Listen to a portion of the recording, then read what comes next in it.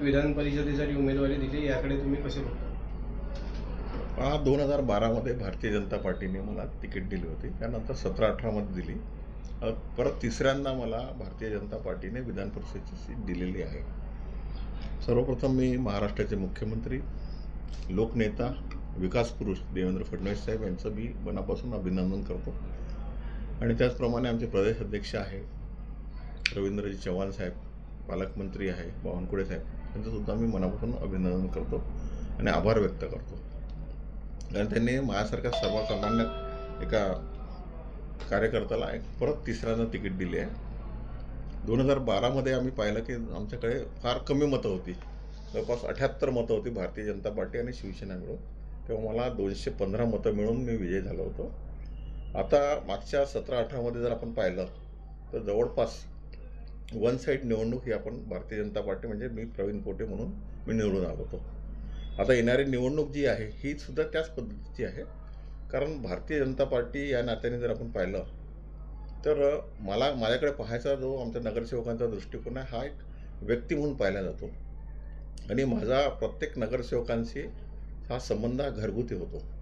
तुम्ही मला म्हणजे त्यांच्या घरातला एक कोणतरी एक महत्त्वाचा व्यक्ती म्हणा किंवा मित्रत्व म्हणा, या पद्धतीने पाहतात. आम्ही सुद्धा त्यांना घरगुती म्हणून आम्ही त्यांच्याकडे ट्रीटमेंट करतो आहे. म्हणजे सगळे घरातला एक व्यक्ती म्हणून ते आमच्याकडे पाहतात. या दृष्टिकोनातून मला पूर्ण विश्वास आहे की यावेळेससुद्धा मला चांगली मतं मिळेल आणि मोठ्या चांगल्या मताने मी निवडून येणार आहे.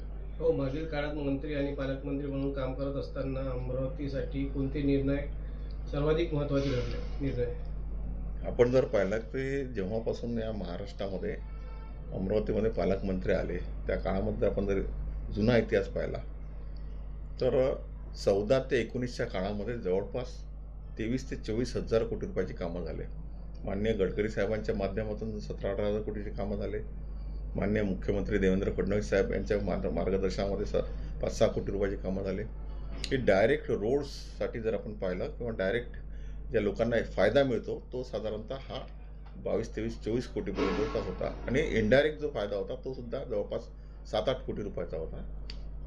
साधारणतः त्या 5 वर्षाच्या कालखंडामध्ये सगळ्यात जास्त विकास अमरावती जिल्ह्यामध्ये झालेला आहे. आपण तालुका लेवलला जा, प्रत्येक ठिकाणी तुम्हाला कॉन्क्रीट रोड दिसेल, सेंटर डिवायडर दिसेल, लाईट दिसेल, कुठल्या ठिकाणी तुम्ही जा. म्हणजे अमरावतीचा तुम्ही 2014च्या आधीचं पाहिलं आणि नंतरचं जर पाहिलं तुम्हाला खूप मोठं परिवर्तन दिसेल. कारण आज त्याचप्रमाणे महाराष्ट्राचे मुख्यमंत्री देवेंद्र फडणवीस आहेत आणि ते ज्या पद्धतीने विकास करतात महाराष्ट्रात तो म्हणजे वाखण्यासारखा आहे. ऐतिहासिक विकास ते करत आहे. हो, महायुतीत सध्या नाराजी असल्याची चर्चा सुरू आहे, त्याचा निवडणुकीवर परिणाम होईल असं वाटते का? महायुतीमध्ये चर्चा आहे पण तसे काही सध्या पोझिशन नाही आहे. कारण तुम्हाला सांगतो की आम्ही घटक पक्ष म्हणून एकमेकांसोबत काम करतो आणि देवेंद्र साहेब जे आहेत फडणवीस साहेब हे त्याचे प्रमुख आहेत. ते सगळ्या घटकाच्या युतीच्या सगळ्या लोकांना घेऊन चालतात. शिंदे साहेबांचे माझे वैयक्तिक संबंध आहेत, माझे पवार फॅमिलीशी वैयक्तिक संबंध आहेत आणि त्याचप्रमाणे आमचे प्रहारचे बच्चे खोडवे त्यांचेसुद्धा वैयक्तिक संबंध आहे. इथे स्थानिक खोडके साहेब आहेत त्यांचेसुद्धा वैयक्तिक संबंध आहे आणि काँग्रेसचे नेते आहेत त्यांचेसुद्धा माझे वैयक्तिक संबंध आहेत. हा संबंध वेगळा असतो पण प्रत्यक्ष नगरसेवक जे आहे मी त्यांचे फॅमिली मेंबर म्हणून मी त्यांच्यासोबत राहतो आणि ते फॅमिली मेंबर मला ट्रीट करतात.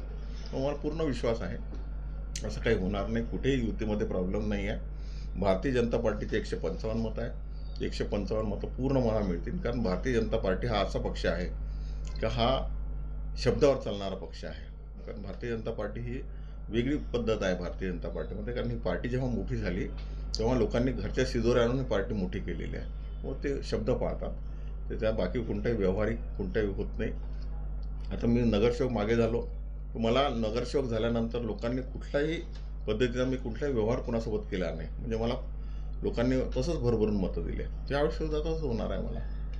सध्या इतर पक्ष आणि अपक्ष यांचा काहीतरी निवडणुकीवर काही परिणाम होणार का असं काही? माझे इथे 453 मतं आहेत आणि 453 मताच्या लोकांमध्ये सुद्धा माझा घरगुती संबंध आहे. ते सुद्धा मला अर्ध्या रात्री फोन करतात, कोणते काम सांगतात, मी सुद्धा त्यांना फोन करतो. ते सुद्धा अशा तर आमचं जाणं येणं आहे सातत्याने अनेक वर्षापासून आहे. काही नगरसेवक जुने आहेत, काही नवीन आहेत. या पद्धतीने सगळं चालत राहते. कोणत्याही युतीमध्ये किंवा कुठल्या याच्यामध्ये अपक्ष असो कोणताही असो, माझा वैयक्तिक प्रत्येक नगरसेवकाशी संबंध आहे, वैयक्तिक. तेव्हा मला त्याचा काही असर पडणार नाही. मी 100% नाही 1001% चांगल्या मतांनी निवडून येणार, मला असा आत्मविश्वास आहे.